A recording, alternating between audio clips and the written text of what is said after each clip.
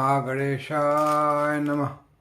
ओम गं गणपतये नमः। गणपति उवाच एस्ट्रोलॉजी से मैं एस्ट्रोलॉजर प्रोफेसर A.K. चौबे आप सभी मित्रों का अपने इस यूट्यूब चैनल पर हार्दिक स्वागत और अभिनंदन करता हूँ। मित्रों नमस्कार। मित्रों मैं हाजिर हूँ आप सबसे विशेष वार्ता करने के लिए। देखिए वार्ता का विषय मैं चर्चा कर रहा था कि वर्ष 2023 के लिए सुखेश और धनेश विभिन्न राशियों के लिए मेष से लेकर मीन तक सुखेश और धनेश कैसा फल दे रहे हैं, कहाँ कहाँ बैठ कर के हर महीने में कहाँ कहाँ कौन से भाव में बैठे हैं और कैसा फल दे रहे हैं। तो सुखेश और धनेश की अभी चर्चा कर रहा हूँ और चर्चा करते करते अब मैं देखिए आ गया हूँ कर्क राशि पर। कर्क राशि पर देखिए मैं बात करता हूँ कि कर्क राशि के लिए देखिए चौथी राशि लग्न में है तो धन भाव में द्वितीय भाव में आ गई सूर्य की राशि सिंह राशि। तो सिंह राशि आ गई यानी धनेश कौन हो गया? सूर्य। सूर्य धनेश हो गए तो हम सूर्य की हर महीने की स्थिति देखेंगे कि हर महीने कैसे कैसे कहाँ किस भाव में रहते हैं। और देखिए चौथे भाव में कौन सी राशि आ गई? तुला राशि सप्तम। तो सप्तम तुला राशि के स्वामी कौन है? शुक्र। तो शुक्र हो गए सुखेश। तो शुक्र की हम स्थिति देखेंगे।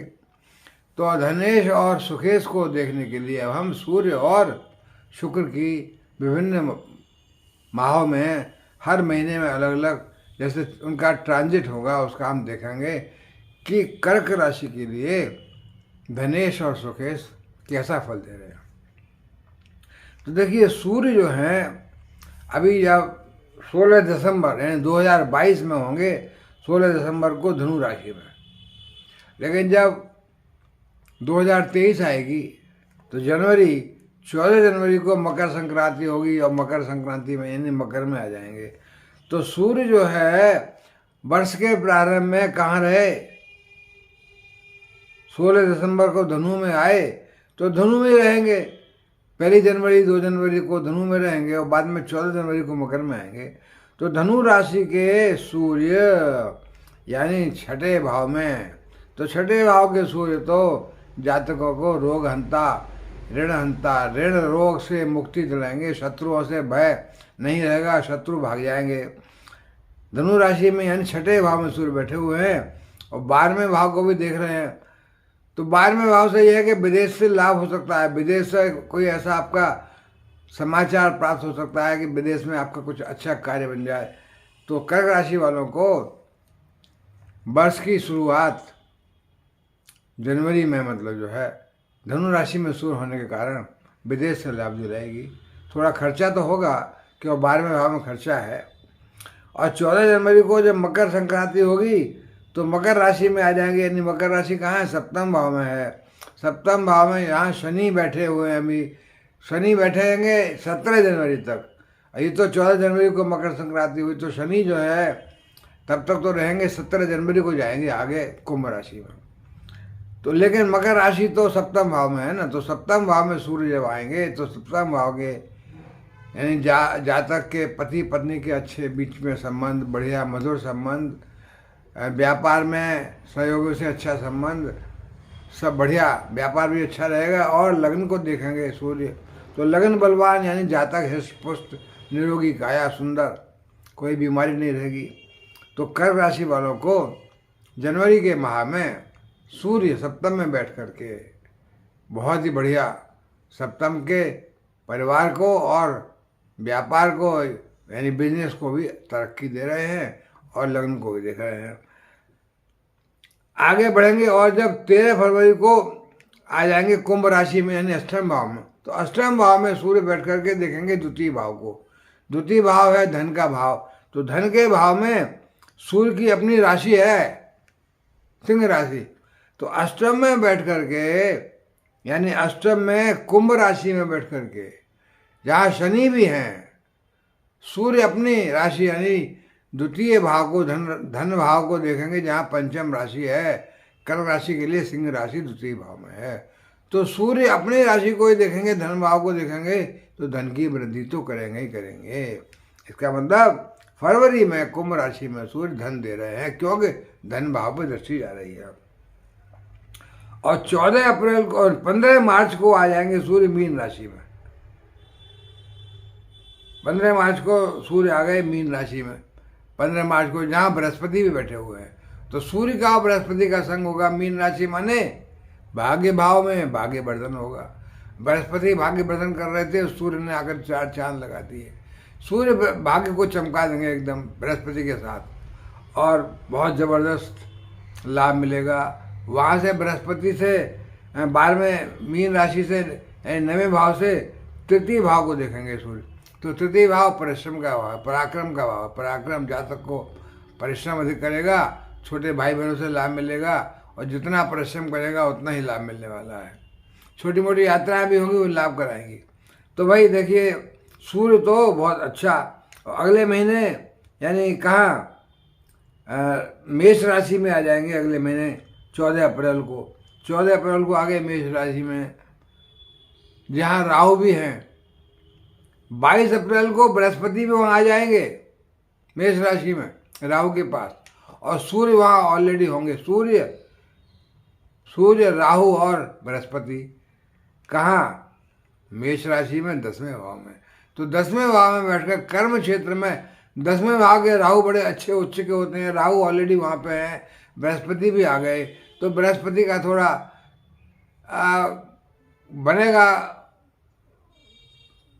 दोष तो बनता है, लेकिन कोई ज़्यादा मेरे ख्याल से उससे ज़्यादा डरने की ज़रूरत नहीं है। थोड़ा बहुत खर्चा बढ़ जाएगा, स्वास्थ्य, लेकिन दृष्टि पड़ रही है 4थे भाव में। तो 4थे भाव में दृष्टि पड़ने से क्या होगा भाई? 4थे भाव में दृष्टि पड़ने से सुख भाव में दृष्टि पड़ी, तो सुख भाव में दृष्टि पड़ने से सुख के साधन, यानी बृहस्पति, राहु और सूर्य 3 ग्रह चतुर्थ भाव को देख रहे हैं, जहाँ केतु बैठे हुए हैं। तो सुख साधनों में तो वृद्धि होगी। सुख साधनों में वृद्धि होगी, माता को सुख मिलेगा, जातक को भूमि भवन वाहन से सुख मिलेगा। और देखिए 15 मई को वृषभ राशि में आ जाएंगे। वृषभ राशि में कहाँ? 11वें भाव में। तो 11वें भाव में सूर्य लाभ भाव में आ गए। तो भाई कर्क राशि वालों को तो 11वें भाव से तो लाभ मिलना है। लाभ का मतलब क्या है? पैसा मिलना है, धन मिलना है। धन का मतलब लाभ होता है ना, लाभ आया तभी तो धन आएगा। तो अप्रैल में ये वृषभ राशि में धन ही धन देंगे, लाभ ही लाभ देंगे। और उसके बाद फिर 15 जून को आ जाएंगे मिथुन राशि में 12वें भाव में। वहाँ 12वें भाव से फिर विदेश से कनेक्शन हो जाएगा, और विदेश से लाभ मिल सकता है, विदेश से व्यापार बढ़ सकता है, विदेश में नौकरी तय हो सकती है, कुछ विदेश से अच्छा समाचार मिल सकता है। 15 जून को मिथुन राशि में आ गए, और 17 जुलाई को कर्क राशि में यानी लग्न में ही आ गए। 17 जुलाई को सूर्य आ गए लग्न में ही, और लग्न में आने के बाद फिर लग्न को बलवान, जातक का हिस्स शरीर बीमारी भाव गायब, और परिवार भाव पर दृष्टि जाएगी, तो परिवार में भी अच्छा मधुर संबंध बढ़िया ठीक। और देखिए 17 अगस्त को सूर्य अपनी राशि में धन भाव में सिंह राशि में आ गए।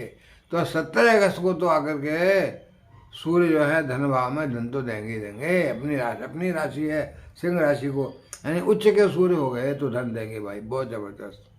और देखिए 17 सितंबर को कन्या राशि में आए, फिर 3रे भाव में, तो कन्या राशि में आकर के पराक्रम परिश्रम कराएंगे, छोटे भाई बहनों से लाभ दिलाएंगे। जितना जातक परिश्रम करेगा उतना ही लाभ मिलेगा, यात्रा करेगा तो उनसे लाभ ही लाभ मिलेगा।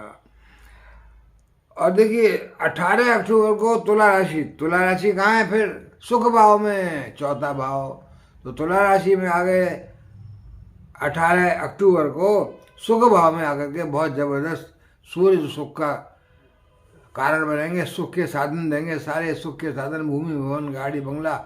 और सूर्य देखेंगे कर्म स्थान को, 10वें भाव को, तो कर्म स्थान पर भी व्यापार में तरक्की, नौकरी में तरक्की, नौकरी में पदोन्नति। सूर्य सरकारी कामों से लाभ मिलेगा, सरकारी कामों से ठेकों से पैसा मिलेगा। तो कर्क राशि वालों को अक्टूबर में 18 अक्टूबर से तुला राशि में आकर के सूर्य सरकार से लाभ दिलाएंगे। और 17 नवंबर को आ जाएंगे वो, 17 नवंबर आ जाएंगे वृश्चिक राशि में। वृश्चिक राशि है 5वें भाव में। तो 17 नवंबर यानी साल का आखिरी समझ लो उसको, साल के आखिर में आकर के पंचम भाव में आएंगे और 11वें भाव में दृष्टि जाएगी। तो 11वें भाव में लाभ भाव में दृष्टि जाएगी तो लाभ ही लाभ, संतान को लाभ और वैसे भी पैसे का लाभ, एजुकेशन में लाभ, संतान को परीक्षाओं में अच्छे अंकों से पास होगी। तो ये देखिए, और नवंबर का और दिसंबर का महीना वैसे भी बृहस्पति का भी लाभ मिलेगा, क्यों बृहस्पति भी राहु से मुक्त हो जाएंगे, राहु का चांडाल जो दोष था वो खत्म हो जाएगा।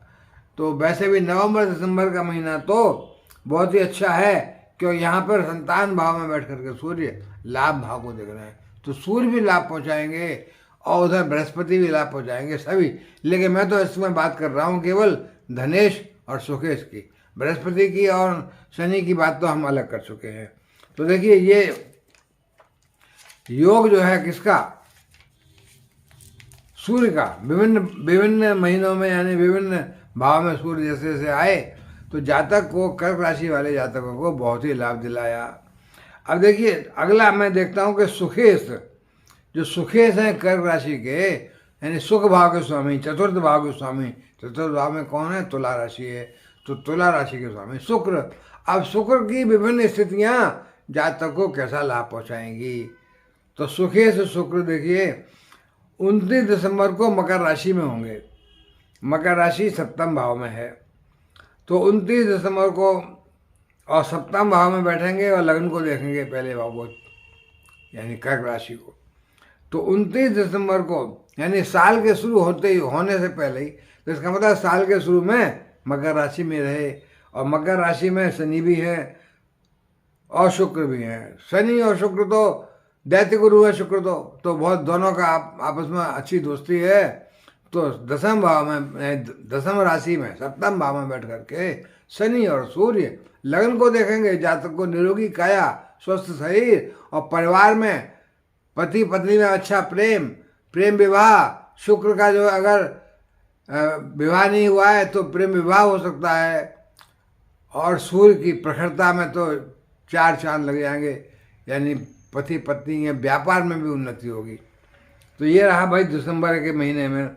जनवरी 22 को आ जाएंगे कुंभ राशि में, तो कुंभ राशि तो जो है अष्टम भाव है, पर अष्टम भाव से शुक्र वहाँ पर भी देखेंगे धन भाव को, जहाँ सिंह राशि है, तो शुक्र भी अष्टम भाव से द्वितीय भाव को देखेंगे और धन की बारिश कराएंगे। शुक्र भी अपने शुक्र के व्यापार से, शुक्र से संबंधी व्यापार से, सौंदर्य प्रसाधनों के, स्त्रियों के संबंधी चीज़ों के व्यापार से बहुत बढ़िया लाभ मिलेगा, धन ही धन मिलेगा।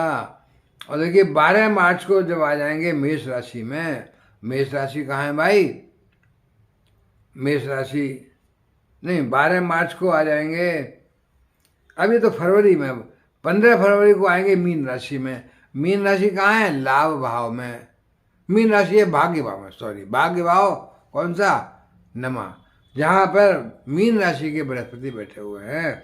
तो बृहस्पति के पास आ गए फरवरी 15 को शुक्र, और शुक्र है दैत्य गुरु और बृहस्पति है देव गुरु, तो दोनों गुरु भाग्य भाव में बैठ कर के कर्क राशि वालों के भाग्य को आसमान पर ले जाएंगे। भाई क्या कहने हैं, बहुत जबरदस्त।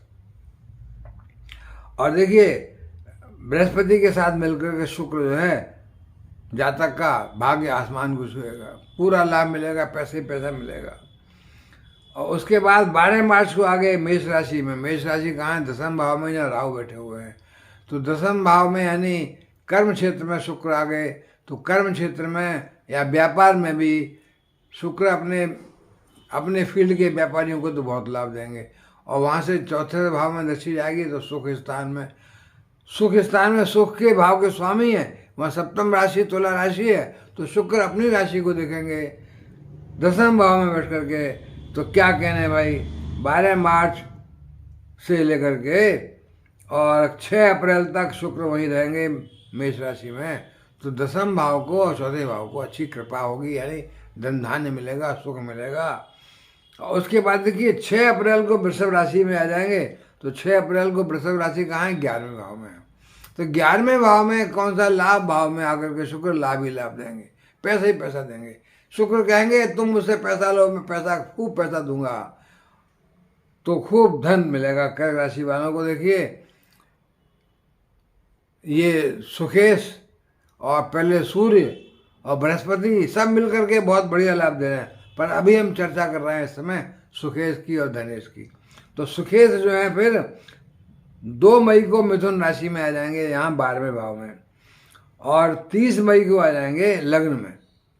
तो 12वें भाव में तो शुक्र जो है विदेश से थोड़ा लाभ दिला सकते हैं, बाकी तो खर्चा कराएंगे। लेकिन जब लग्न में आ गए, लग्न में जब आ गए 30 मई को, तब तो 7वें भाव को देखेंगे, पति पत्नी के बीच का अच्छा संबंध। तो शुक्र भी प्रेम प्रसंग अच्छे बढ़िया। लग्न में बैठ करके शुक्र 7वें भाव को देखेंगे, व्यापार में पार्टनर से अच्छा सहयोग मिलेगा। तो बहुत बढ़िया रहा सुखेश का भी, यानी लग्न में आना। और फिर देखिए 7 जुलाई को आ जाएंगे सिंह राशि में, धन भाव में। धन भाव में सूर्य के घर में शुक्र आएंगे। धन भाव में अगर धन तो देंगे ही देंगे, कोई आर्थिक समस्या ही नहीं रहेगी। और फिर 7 अगस्त को वापस कर्क राशि में आएंगे, यानी वक्र गति से 7 जुलाई को सिंह में और 7 अगस्त को कर्क में, फिर और कर्क में फिर पुनः आकर के वापस लौटेंगे वक्र गति से, और 7वें भाव को देखेंगे। जैसे कि पहले भी 30 मई को भी कर्क में थे और 7 अगस्त को भी फिर कर्क में आ जाएंगे, यानी कर्क से सिंह में गए और सिंह से फिर बकरी हुए कर्क में आ गए। उसके बाद फिर देखिए 2 अक्टूबर को फिर सिंह राशि में आ जाएंगे दोबारा। सिंह राशि में दोबारा आएंगे और फिर धन भाव में, पहले भी धन भाव में आए थे, तो 2 बार सिंह राशि में शुक्र आकर के धन की बारिश करेंगे भाई, क्या कहने। और 3 नवंबर को फिर आ जाएंगे कन्या राशि में, जहाँ तृतीय भाव में, और तृतीय भाव से फिर वो 9वें भाव को देखेंगे, भाग्य भाव को देखेंगे, भाग्य वर्धन करेंगे। तो शुक्र जो है साल के अंत में नवंबर दिसंबर में 3रे भाव में बैठ करके भाग्य वर्धन तो करेंगे ही करेंगे। भाग्य वर्धन का मतलब भी धन आना, भाग्य बढ़ा मतलब पैसा आना, तभी तो भाग्य बढ़ना होता है। तो इस तरह से हमने देखा सुखेश शुक्र और धनेश सूर्य दोनों ही कर्क राशि वालों को पूरी साल 2023 में विभिन्न भावों में बैठ करके सुख दे रहे हैं, धन दे रहे हैं, प्रमोशन दे रहे हैं, तरक्की दे रहे हैं, व्यापार में तरक्की दे रहे हैं, परिवार में अच्छा सहयोग कर रहे हैं। तो बहुत ही बढ़िया भाई कर्क राशि के लिए भी वर्ष 2023 तो धनेश और सुखेश के हिसाब से काफ़ी अच्छा है मित्रों। तो मैं यहाँ विराम लूँगा, पर आपसे निवेदन यही है कि मेरी चैनल पर पहली बार आए हैं तो सब्सक्राइब तो करें प्लीज़। और जाते जाते कमेंट्स में कुछ भी लिखें, आप कुछ नहीं लिखना है तो महागणेशाय नमः लिखें, महादेवाय नमः लिखें, तो भगवान गणेश आप पर अवश्य कृपा करेंगे। नमस्कार।